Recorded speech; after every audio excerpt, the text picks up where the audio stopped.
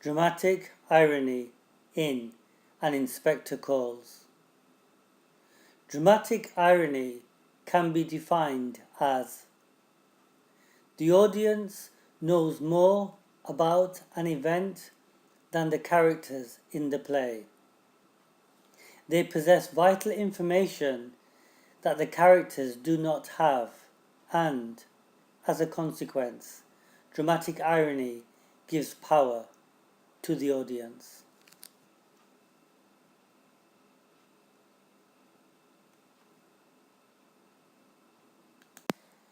J.B. Priestley uses dramatic irony to highlight the flaws in certain characters, especially Arthur Burling, the reliability and credibility and honesty of Inspector Goole.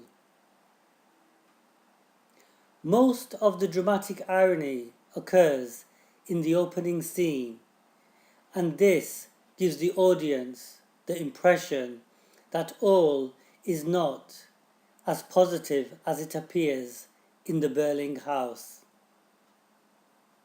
Arthur Burling makes many wrong predictions which the audience is aware of, and as a result, he is downgraded in their eyes and appears foolish.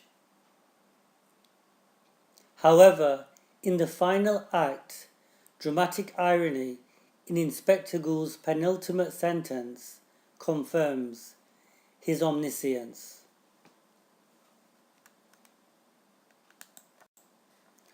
Dramatic irony in Act 1. Dramatic irony is closely associated with Mr. Burling, and this is intentional. The audience will very quickly realize that although Mr. Burling speaks a lot, what he says has very little value.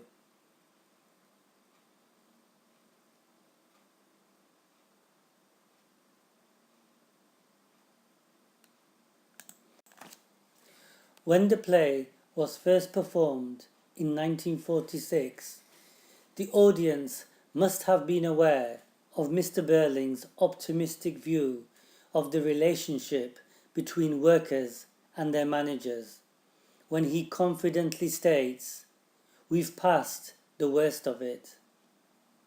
The general strike of May 1926 was the largest industrial dispute in British history.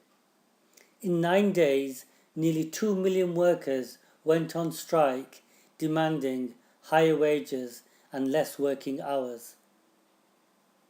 The interwar years of 1919 to 1939 were characterized by strife and discontent amongst workers. Historical facts which the audience were aware of contradict Mr. Burling's wild talk about possible labour trouble in the future. The Great Depression of 1929 made the situation worse and triggered the pessimistic 1930s.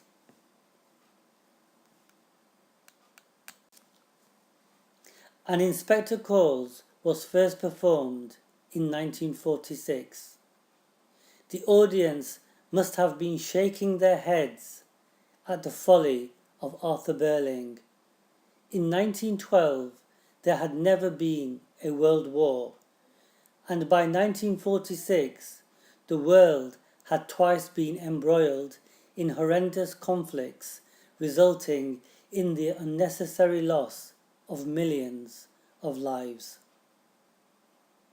Dramatic irony here reveals that the audience should not trust Mr. Burling's judgments, especially when he asserts that there isn't any chance of war.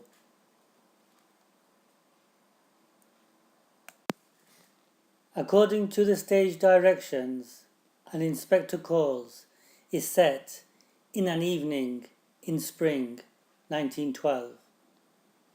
One interpretation is that the drama is supposed to be set on the night of the sinking of the Titanic. It actually sunk on the 14th of April 1912. J.B. Priestley masterfully uses dramatic irony to expose the arrogance and complacency of Arthur Burling when he claims that the Titanic is unsinkable, absolutely unsinkable.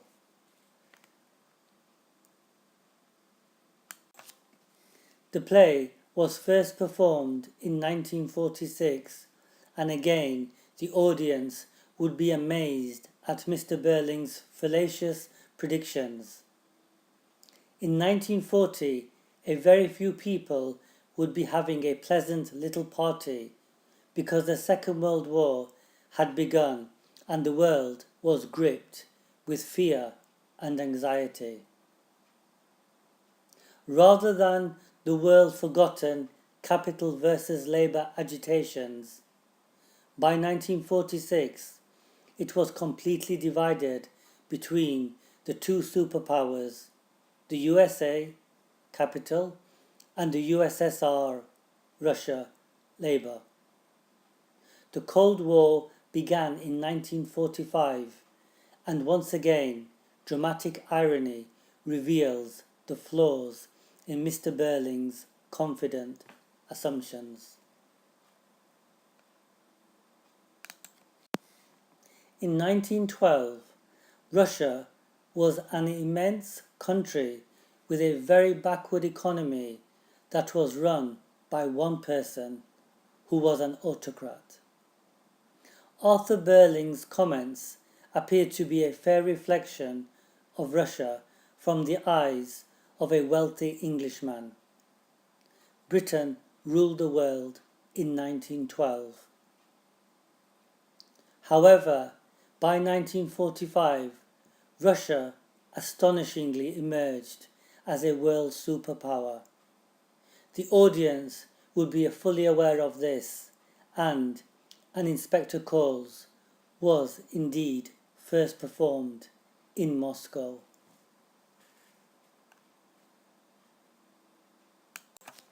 Dramatic irony has a superb impact in the final act because it gives credibility to everything the inspector says, and it reminds the audience that what he says is true and valid. This is very significant because it is the final declaration made by the inspector. Whether he is real or not, the audience knows that the fire and blood and anguish is an explicit reference to the two world wars which caused unimaginable suffering and tremendous loss of life.